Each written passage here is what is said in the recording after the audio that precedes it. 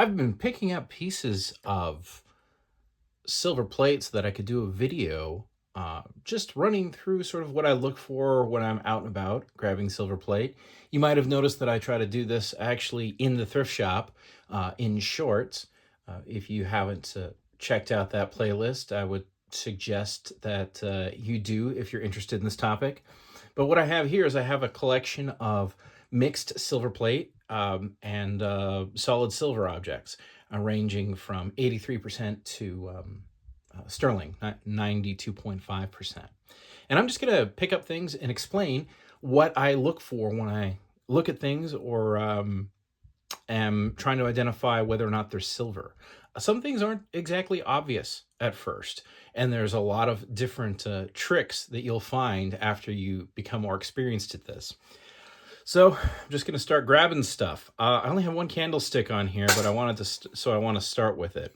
One of the first things is you pick it up and you go, well, there's a decent silver color to it, but it is heavy. And you are very unlikely to ever find heavy sterling. The reason is it's made out of sterling. They're going to try to reduce how much sterling they need to put into it so that it still functions as a candlestick, which is why a lot of candlesticks are weighted.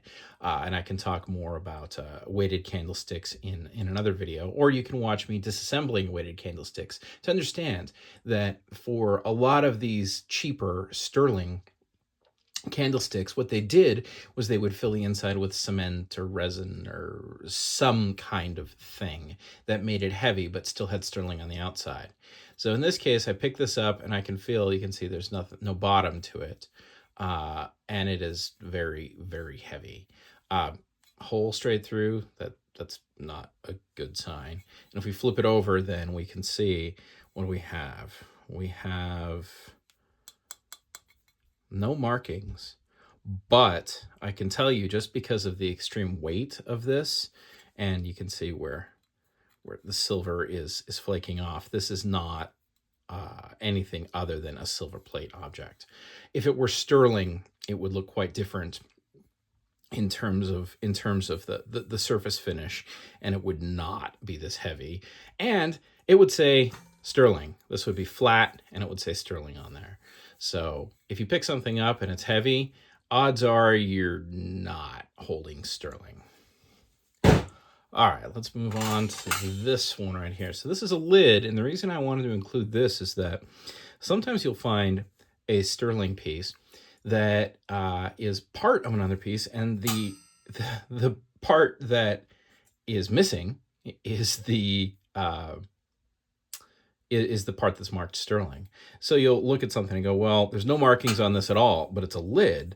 So let's look for markings. Let's look for hints that this thing is actually good to go. One of the things that I always glance for is this sort of black. On old sterling, you'll see that. On old silver, you'll see that. But then on this piece, you can tell it's plate, even though it was a fairly thick plate to get this kind of black effect. See on the high edges here, we have copper. Let's see if I can zoom in anymore. Right there. Copper, copper, copper, copper. And that'll tell you right there that underneath the silver on this piece, which is fairly thick and looks pretty nice, is copper. So that is also a plate piece, even though there's no markings at all on it. Grab this piece right here. First off, obviously you can't quite tell, but it's lighter. In fact, it's so light that if I do that, it's a little bit warped. With sterling, these are both good signs. The next good sign is that there is a monogram on it, and very importantly, if you look at that monogram, you can see that there's no copper coming through the engraving. So this is another great sign. And then, of course, probably the best sign for this specific piece is the high quality. Now this what you're seeing here is called I believe repousse, and it's it's a pattern that's hammered in from the back, so you can see. So to give it that effect. And if we look at this one close, you'll see sterling.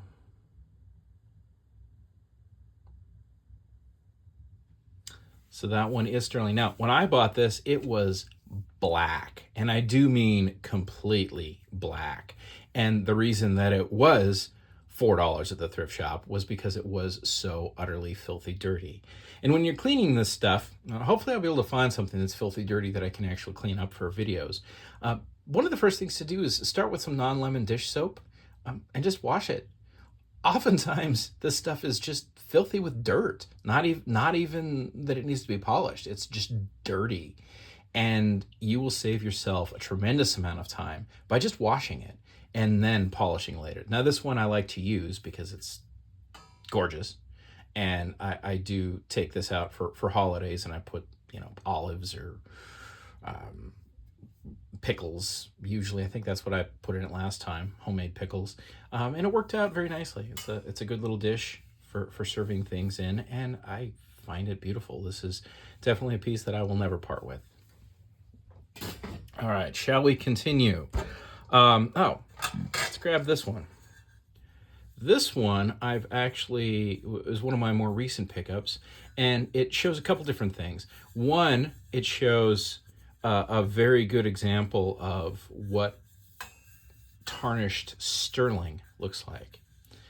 If you see something that looks like this, it's definitely something to snatch off of the shelf, because it's got the good weight, as in it's not overly heavy.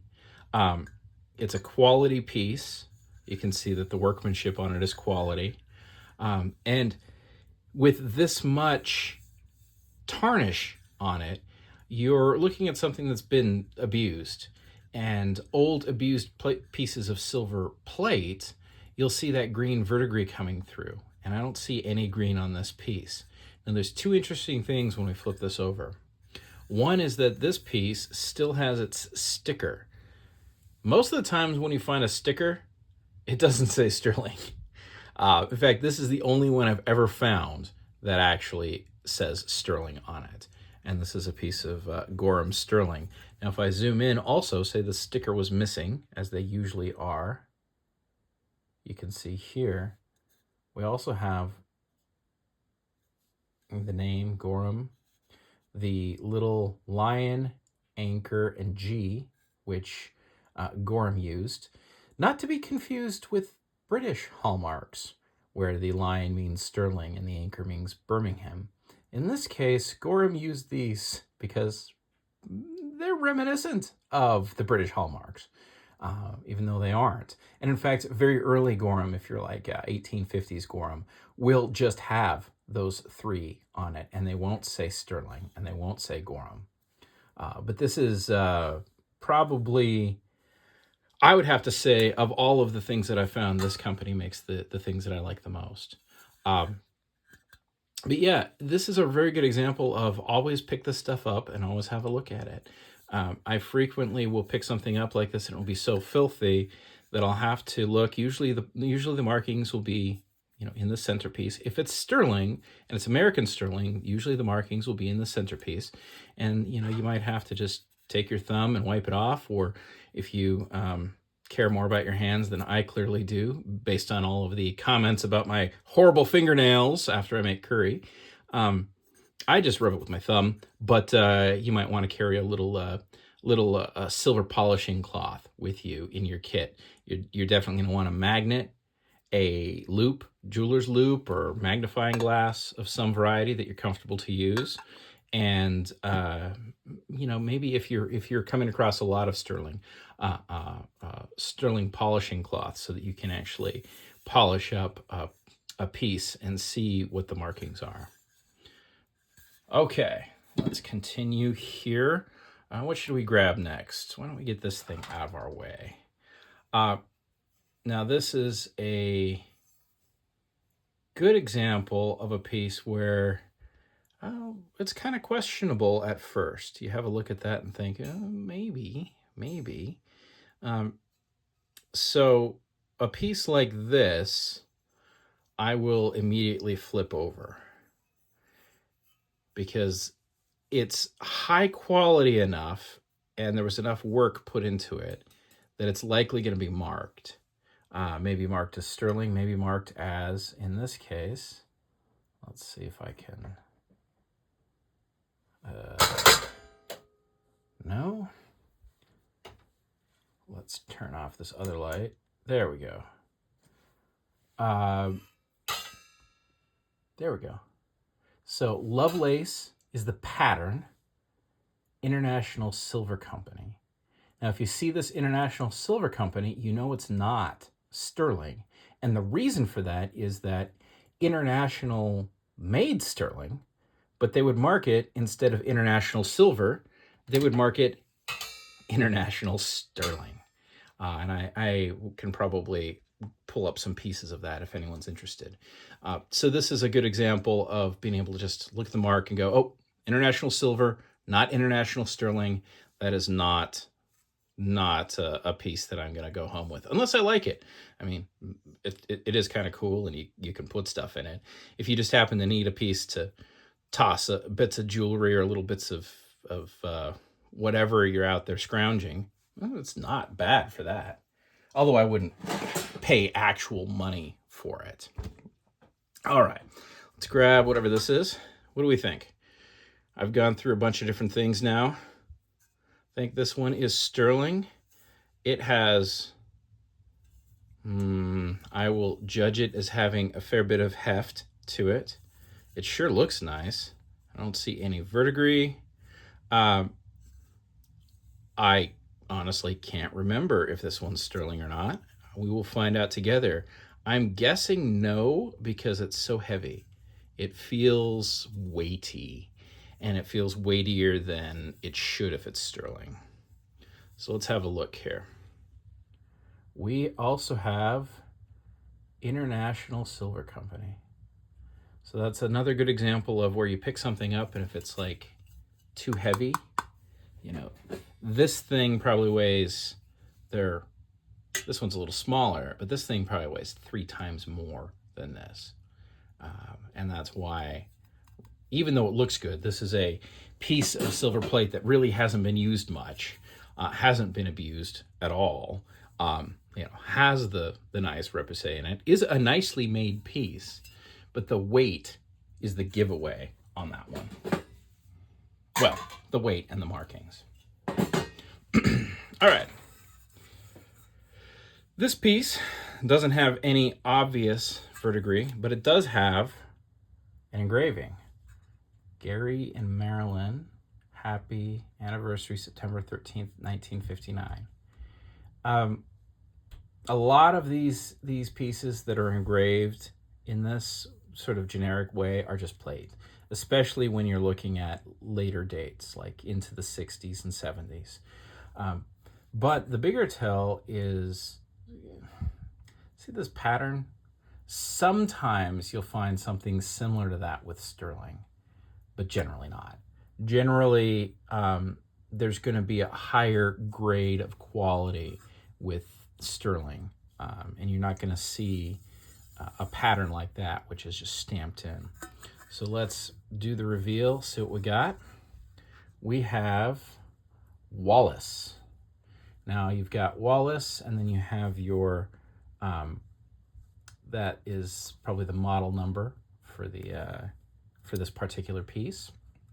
And if you just Google that, you'll find a bunch of people that are selling this as silver plate. Also, you can sort of see how the pattern has come through on that. Wallace is a quality company. They make sterling, or made sterling. I'm not sure if Wallace is still working. And if the piece was sterling and it says Wallace on it, it will also say Wallace Sterling. So that's one of the nice things about more modern American silver plate and sterling, is that they put sterling on it. If they cared about it, they put sterling on it. You only get into the unmarked stuff when you go back further in time. All right, let's grab, shall we grab this little piece? Now, this one's a bit of an oddity because it actually has a bit of heft to it, even though it's a small piece. But the nice thing about this one is that they marked it right on front. Okay, you got right down there. You've got the little moon and crown for Germany, 800, indicating 800 silver, and a maker's mark. Now, this is a weird piece because, yes, it's silver, and you can look at it and you can say there are no indications of anything coming through on it. But when I threw it on the X-ray, the XRF machine, it's not 800 silver. It's 830 silver. This is 83% silver. So sometimes these markings actually are low. Just to confound you stackers, if you're trying to stack this stuff, just know the silver content may be low, the silver content may be high. It is hard to tell. You know what? For all you people talking about my fingernails are actually clean. I scrubbed the heck out of them before I started this, and they still look yellow on my camera. Look at that. All right, well, we'll figure out what to do about that. So all you fingernail commenters, we'll talk about what kind of fingernail regimen I should have, because my fingernails don't look, oh, I bet it's this light, isn't it? I need to get different lights, and then maybe my fingernails won't look yellow on the thing. All right, fingernail detour over. But yeah, this is an old ashtray. Interestingly, this is very likely from the mid 1800s, and this the maker's mark. I'll zoom in on that. Try to zoom in on it right there. Is not a common maker's mark, and this piece is probably, interestingly, from the I believe you pronounce it Hanau, Hanau, something like that. They had a bit of a cottage industry for making. You could call them reproductions. You can also call them fakes. But what they were doing was they were making silver in the style of past times. So this is probably like a Rococo style from like the 17th century France, which is why the quote unquote maker's mark there is more of a fantasy mark to look like a 17th century French silver mark. And they weren't necessarily trying to fake things. Some of them probably were, but they weren't really trying to make them fakes. They were trying to actually make them like the old pieces. So you could buy a piece that was antique-ish. Now, of course, we're talking about pieces from the 1850s now, so these are, in their own right, antiques. But this isn't, this is from the 1800s, not the 1600s. And I find this particular type of thing very, very entertaining. And because it doesn't say 925, it says 800, people often think these things are plate. So if you really want to find some killer deals, the weirdly marked things and the old pieces like this can definitely be what you want. I think I paid about a third of spot for this. I actually paid a little more because it's nice than I usually do. Paid $20 for it, but I think it weighed in at melt value on this thing at 83% silver is like $70, something like that. So I'm very happy with it. All right, let us continue. Zoom out. Plate. And the reason it's plate should be obvious to everyone. But there's a variety of things. You can literally walk away from something like this. You have 1971, so 70s, probably not going to be sterling. No guarantee, but probably not going to be sterling. Faux wood panel. I mean, really, you make something out of sterling and you're going to put faux wood on it? I don't think so. I mean, those two things right there. Weight. And then, if we look here, we have Oneida Silversmiths. Now, Oneida did make sterling. Still does, I think, to this day. Despite their odd beginnings, Oneida's really very, very successful. You probably have an Oneida silverware, or one of your family members has Oneida silverware right now that you're using. But if they made something out of sterling, they said it will say Oneida and it will say sterling. So they and they used other branding for some of their sterling, like I want to say Heritage Sterling, but everything they made that was sterling says sterling on it. So if it says Oneida without saying sterling, you know it is not in fact real. Okay, getting down there. Let's see, what do we got? This is a nice piece right off the bat, because you can see there's actually quite a lot of wear here. A lot of scratches, but I'm not seeing any verdigris. We have a very nice piercing. You see that's, you can see through right there, all the way through. That's not bad work. That definitely takes some effort. So these are good signs when you're seeing something like this on the shelf. It's a very nice pattern. It looks lovely. Not seeing anything too obvious in terms of wear. If I were looking at this just on the shelf, I'd be cautiously optimistic that I've got something on my hands. Let's flip it over and see what we got. What do we have? So there's a few things to note here. One is that somebody's been polishing this, and there's silver polish down in there.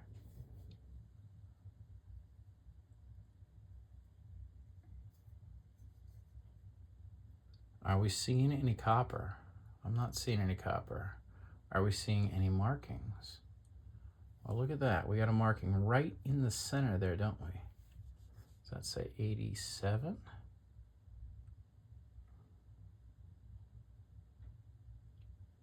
This is how hard markings can be to see. Oh, there we go. See? International Silver Company. Boy, they did not stamp that very good, did they? Not deep at all.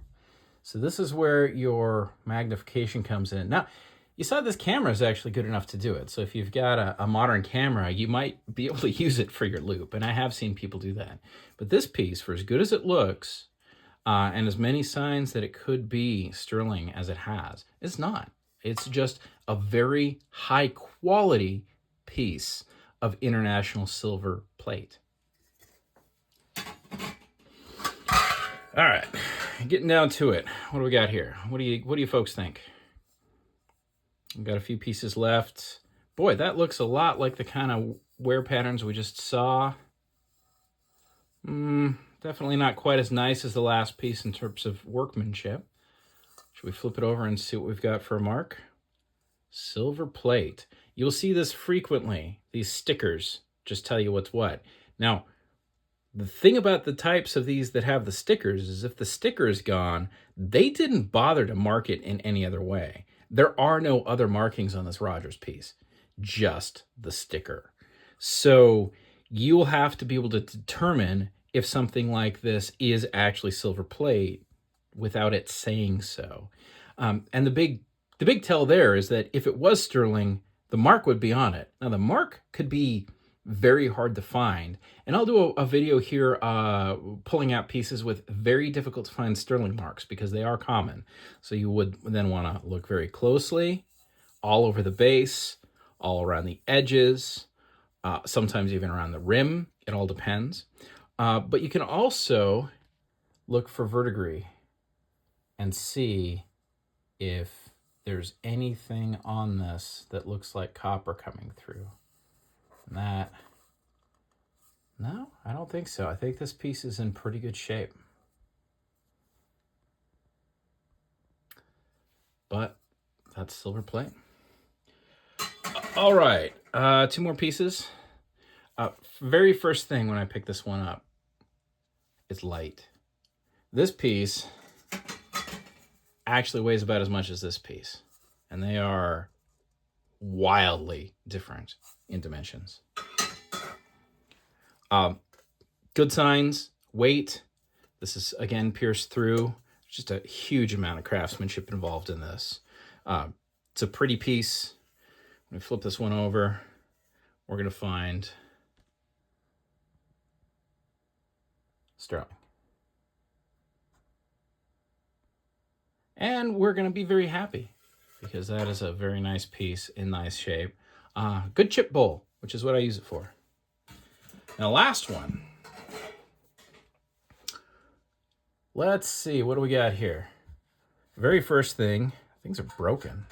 That's broken off. That's broken off. Looks like it had handles at one point. It's kind of bleh. It's got some pretty rough patches on it. Now, it's actually fairly heavy. All of these things are not good signs. That's a good sign. Generally, a piece that's this heavy, made out of plate, would be sturdy enough that it wouldn't be doing that. So I like that. Let's have a look. Let's flip this puppy over. Well, that's interesting. Somebody wrote old sterling, and there is your sterling mark right there. But boy, you can hardly see it at all. And yep, this piece is in fact sterling. Again, when I got this, it was totally black, but somebody had helpfully wrote on it old sterling, and I thought, I'll drop the $4 on it and then look for that mark later. And I did find that mark after a lot of cleaning. I hope this video was useful for you. If you did like it, please like and subscribe. Definitely helps me out with the channel. Drop a comment. And if you find any sterling when you're out and about using this information, I would love to hear about it. I have as much fun hearing about people getting great deals as well, almost as much fun as myself finding these deals. So I hope you're having a great day.